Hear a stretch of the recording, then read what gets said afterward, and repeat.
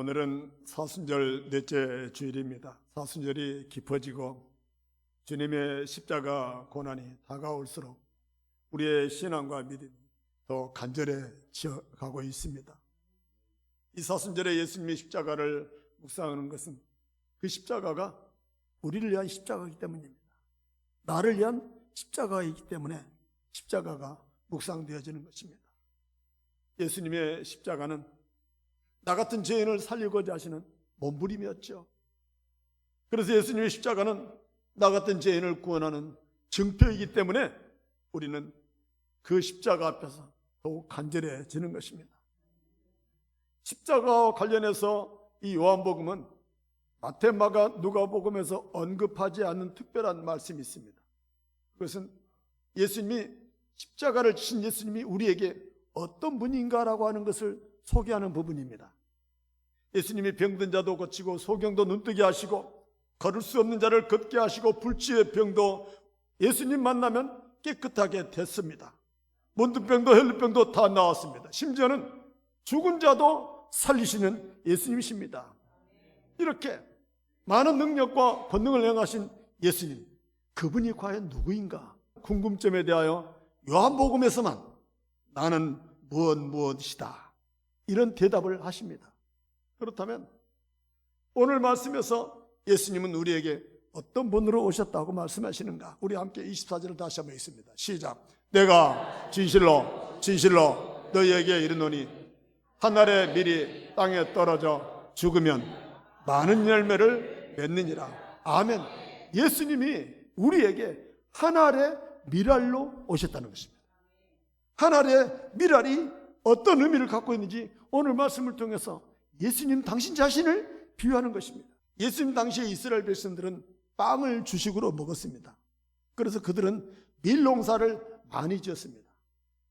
밀알 씨를 뿌려보면 그 뿌리가, 그 밀알 씨가 싹이 나면서 동시에 뿌리가 나면서 뽑아보면 밀 알갱이는 푸석푸석 말라져 썩어져 가는 걸 볼 수 있습니다. 뿌리가 나고 싹이 올라오는데 이 밀 알갱이는 썩어져 없어간다는 것이죠. 여러분, 우리 지역에서도 지금쯤 하지 감자를 심을 처리되어 있습니다. 하지 감자는 반으로 쪼개서 심습니다. 칼로 조각을 내어 심다는 것은 이미 이 감자는 더 이상 감자로서의 역할이 아니라 이제는 종자로서의 역할로 죽음을 당한다는 의미죠. 그래서 감자를 재버물려서 땅에 묻는 그 순간이 바로 감자로서는 이미 썩을 준비가 되어 있는 것입니다. 씨감자가 썩어져 가면 그곳에서 싹이 나고 무성한 가지에서 꽃이 필 때쯤에 뽑아보면 그 씨감자는 어느 사이에 푸석푸석 썩어서 껍질만 남고 그 주변에 수많은 감자 알갱이가 붙어서 뽑혀 올라오는 걸 볼 수가 있습니다. 이처럼 예수님이 나는 작은 밀알이라고 말씀하시든지 씨감자든지 그 씨가 죽어야 새로운 열매를 많이 맺을 수 있는 것처럼 당신이 이 땅에 오는 이유는 내가 죽어 많은 사람을 살려내고자 오셨다는 것입니다. 붙잡혀 죽는 것이 아니라, 억울해서 죽는 것이 아니라 스스로 당신 몸을 우리 위하여 기꺼이 내놓으심으로 말미암아 우리의 죄 때문에 죽으셨다는 것입니다. 예수님이 십자가의 죽으심으로 말미암아 맺혀진 그 열매가 바로 여러분들입니다. 예수님 십자가의 죽으심으로 말미암아 죄사함 받은 자들이 바로 여러분들입니다. 여러분들이 바로 예수님의 열매인 것이죠. 그래서 오늘 본문 23절 말씀, 예수님께서 예수께 대답하여 이르시되 인자가 영광을 얻을 때가 왔도다 하십니다. 즉 예수님이 죽으심으로 말미암아 많은 사람들이 구원을 얻게 될 텐데 그 구원을 얻게 되는 그날에 예수님이 영광스러워진다는 것입니다. 우리의 죽는 것을 잘했다라고 찬양한다는 것이죠. 그러니까 예수님은 우리를 위해서 십자가에 죽는 것을 자기에게 영광이라고 말씀하실 정도로 우리의 영혼 구원을 위하여 십자가에 당신의 몸을 내놓으신 겁니다. 이처럼 소중한 한 사람의 영혼이 예수님 덕분에 구원받는 것을 영광이라고 하시면서 요한복음 10장 15절에 이렇게 말씀하셔요. 다 같이 읽어보겠습니다. 시작. 아버지께서 나를 아시고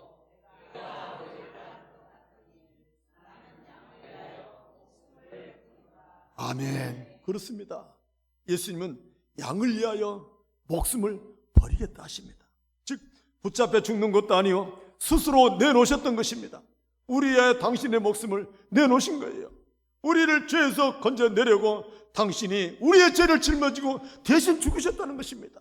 스스로 붙잡혀 죽으면서도 우리 주님은 기쁘다, 좋다 하신다는 거예요. 왜? 당신의 죽음으로 말미암아 수많은 영혼들이 구원받아 천국 백성을 될 것 생각하니까 기쁘다는 거예요. 그래서 기쁨으로 십자가를 지겠다라고 말씀하십니다. 제가 사진을 하나 준비했는데요. 여러분 누구 사진이죠? 우리가 잘 아는, 생각난가요? 강제구소령. 1965년 10월 4일 월남 파병부대로 선정된 랭호부대 제1연대 3대대는 소대장 강제구를 중심으로 하여 파병을 눈앞에 두고 마지막 훈련을 할 때였습니다. 이제 그 훈련을 총 결산하는 날에 수류탄 던지는 투척 훈련을 했던 것이죠.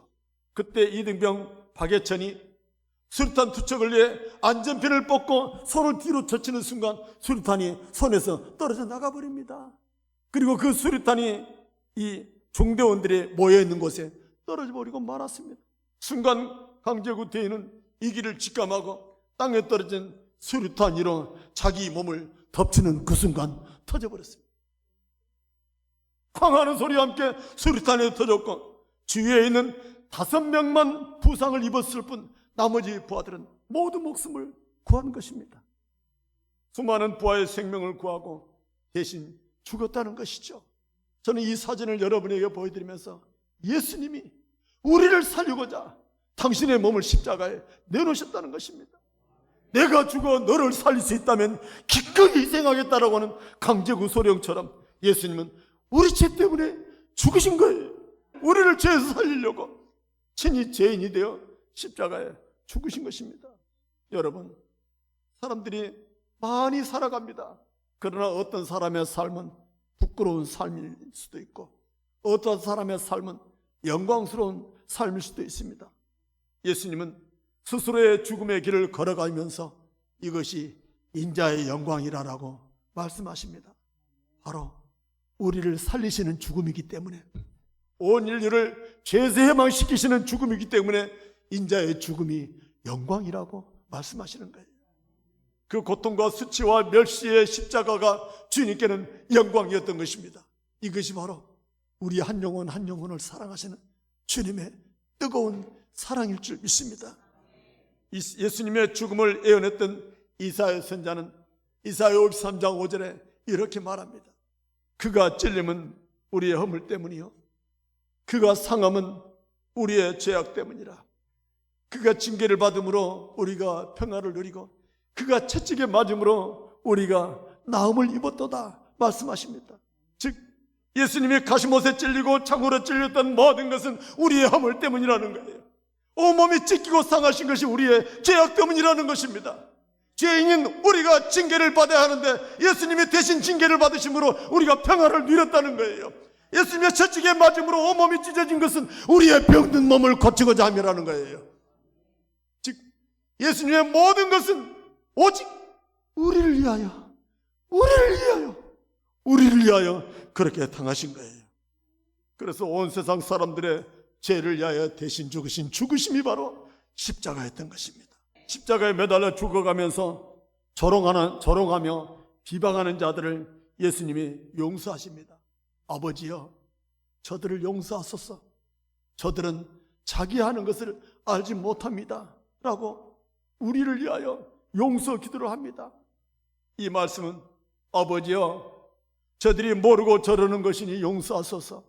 저들이 알면 저러지 않을 것이니 용서하여 주소서. 아버지여, 저들을 불쌍히 여기서 용서하소서라고 십자가에서 마지막 그 용서를 하고 돌아가십니다.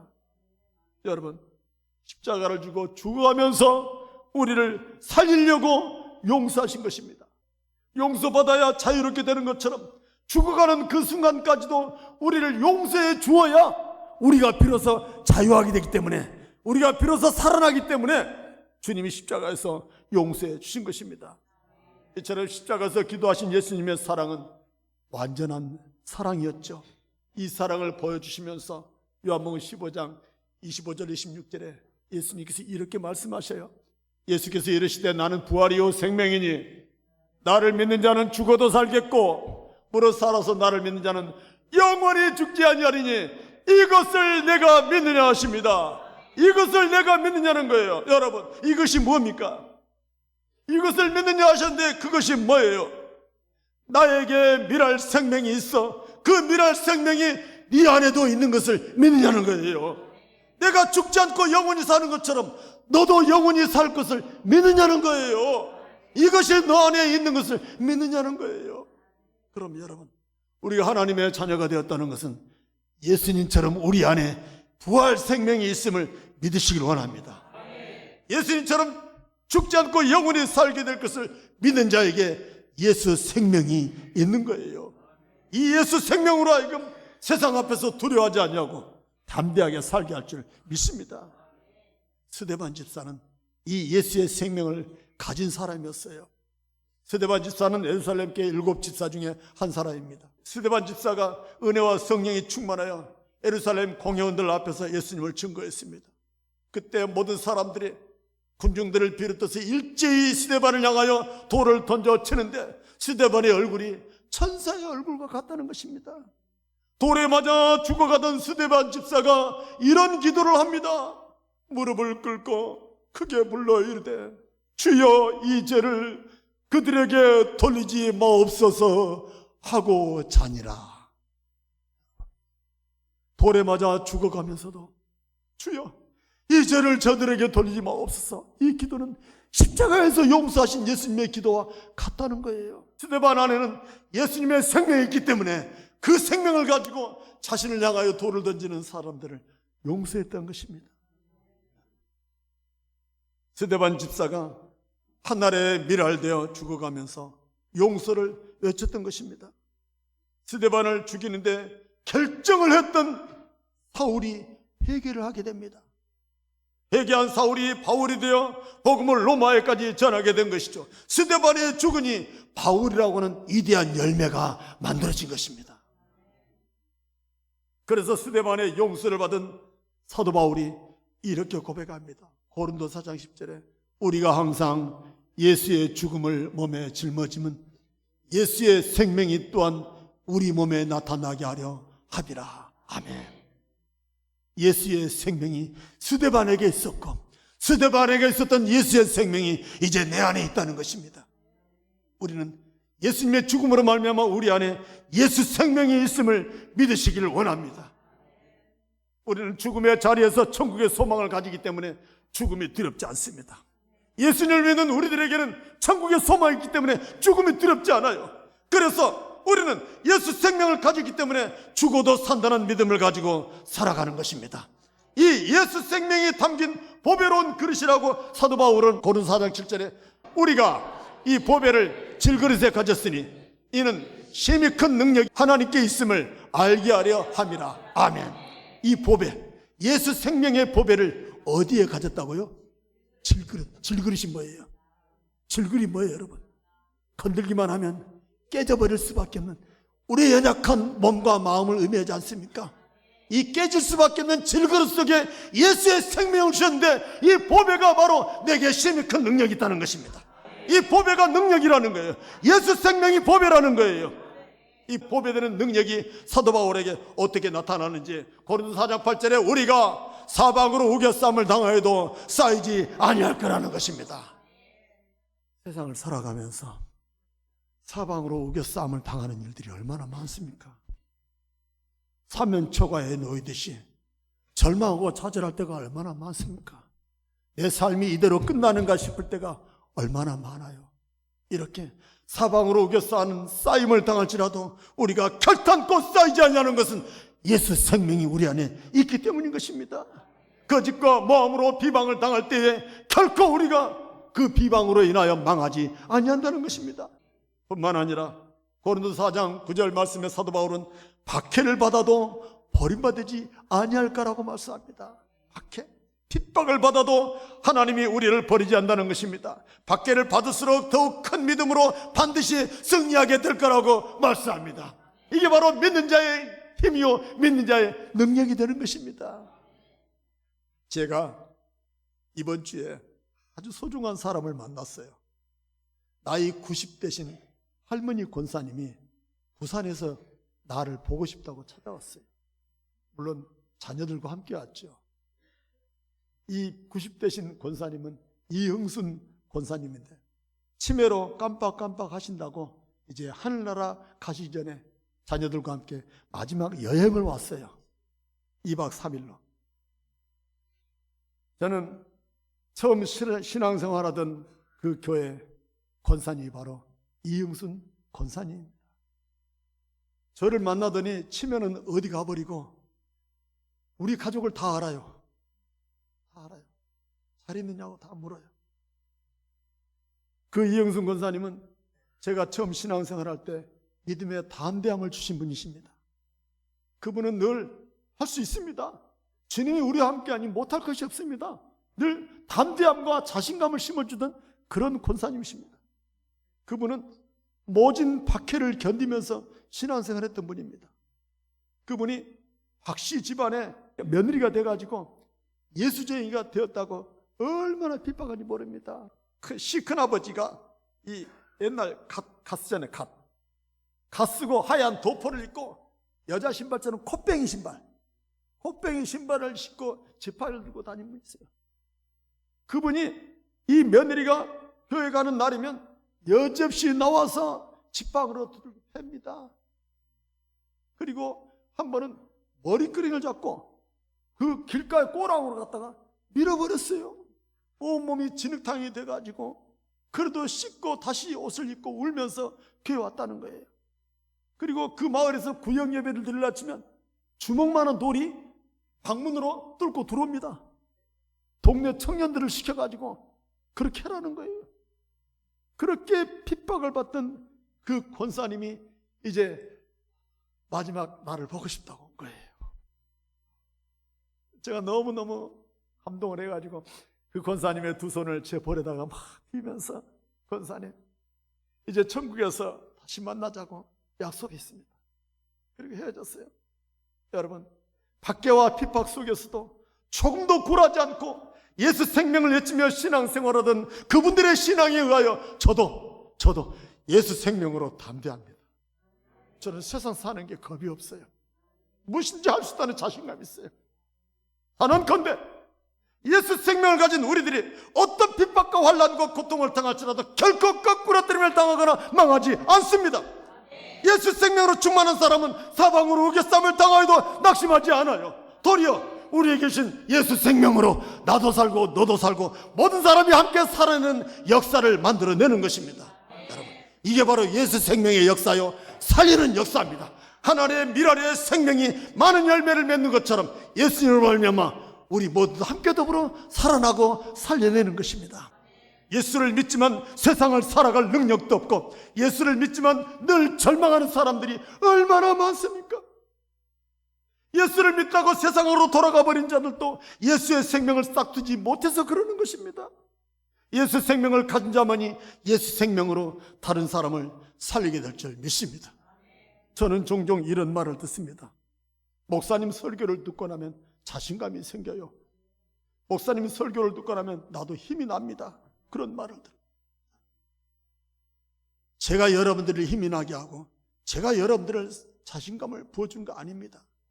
주님이 말씀을 듣는 순간 주님이 여러분들에게 자신감을 주시고 주님이 여러분들에게 확신을 줄 줄 믿습니다. 이것이 제 안에 있는 예수 생명 덕분이라면 예수 생명이 여러분들을 살리는 것입니다. 여러분 안에 잠자는 생명들을 깨워내는 것입니다. 어차피 한 줌의 흙으로 지음받은 우리 모든 인생에게 예수 생명을 주셨습니다.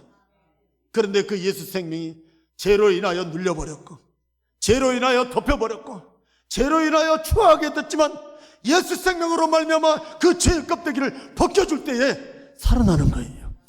예수 생명이 우리를 회복시키는 거예요. 여러분, 그러므로 죄로 덮여있는 예수 생명을 우리는 찾아내야 할 줄 믿습니다. 삶에 찌들려 덮여버린 그 예수 생명을 찾아내주는 것입니다. 이 예수 생명으로 다른 사람을 일으킬 수 있다면 그것이 곧 예수 생명인 것입니다. 하나님의 미랄의 능력인 거예요. 그러면 여러분, 우리에게 이 생명을 주셨으니 이제 우리가 어떻게 살아야 할지 답이 있지 않습니까? 함께 요한복음 12장 26절 다 같이 있습니다. 시작. 사람이 나를 섬기려면 나를 따르라. 아멘. 여러분, 주님을 따르라는 거예요. 하나님의 미랄의 생명으로 주님을 따르라는 거예요. 하나님의 미랄되어 우리의 죽으신 주님께서 당신을 따르라고 말씀하십니다. 여러분, 어떤 자가 주를 따르는 것일까? 오늘 보면 골로새 1장 24절 다 같이 있습니다. 시작. 나는 이제 너희를 위하여 받는 괴로움을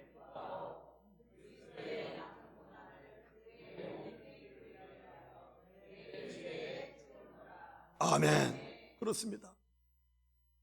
사도 바울의 고백입니다. 너희를 위하여 받는 괴로움을 내가 기뻐하고 그리스도께서 남겨놓으신 그 고난을 교회를 위하여 내 몸에 채우겠다 하십니다. 교회는 하나님의 성전입니다. 교회를 위하여 내 몸을 드리고 교회를 위하여 헌신하는 것은 주님이 남겨놓으신 고난을 내 몸에 채우는 거예요. 이게 하나님의 미랄의 생명을 가진 성도들이 할 수 있는 특권인 것입니다. 주님을 따르는 것은 자기를 부인하는 것입니다. 자기를 부인한다는 것은 나는 투명 인간이 되어도 괜찮지만 나를 통하여 주님만 드러나기를 원한다는 것입니다. 그래서 주님이 오늘 우리에게 이렇게 말씀하십니다. 너희가 죽어 나의 영광이 되어다오. 너희가 죽어 다른 사람을 한 사람이라도 구원해다오. 너희가 죽어 다른 사람들도 죄사함의 비밀을 알려다오라고 주님이 우리에게 말씀하시는 거예요. 그것이 바로 주님이 남겨놓으신 고난입니다. 그 고난이 우리 곁에 있습니다. 우리 가정에 가면 그 고난이 있어요. 우리 일터에 가면 그 고난이 있어요. 우리가 살아가는 삶의 곳곳마다 주님이 남겨놓으신 고난이 있어요. 그 고난은 내가 감당해야 할 거예요. 내가 감당함으로 말미암아 내 안에는 예수 생명으로 그 고난을 이겨내야 할 줄 믿습니다. 그러면 여러분, 부모가 죽으면 자녀들이 살아나죠. 아내가 죽으면 남편이 살아납니다. 남편이 죽으면 아내도 살아나는 거예요. 우리가 죽으면 교회가 살아납니다. 이처럼 예수 생명의 비밀은 내가 죽어서 다른 사람을 살리는 역사입니다. 여러분, 여러분의 가정에서, 일터에서, 여러분의 삶의 터전에서 여러분이 예수 생명을 가지고 죽어짐으로 말미암아 다른 모든 것들이 살아나는 역사가 있어지길 원합니다. 내가 죽음으로 말미암아 한 사람이 전도되어 구원을 얻는다면 얼마나 하나님이 기뻐하시겠습니까? 누군가를 사랑하여 눈물로 기도할 수 있다면 주님이 얼마나 기뻐하시겠어요? 그러므로 사랑하는 성도 여러분, 죽은 자는 말이 없어요. 죽은 자는 화를 낼 줄도 모릅니다. 죽은 자가 되면 나로 말미암아 모든 자가 살아나게 될 줄 믿습니다. 이것이 예수 생명이고 이 예수 생명으로 더불어 함께 살아나는 저와 여러분 될 수 있기를 축복합니다. 축복합니다.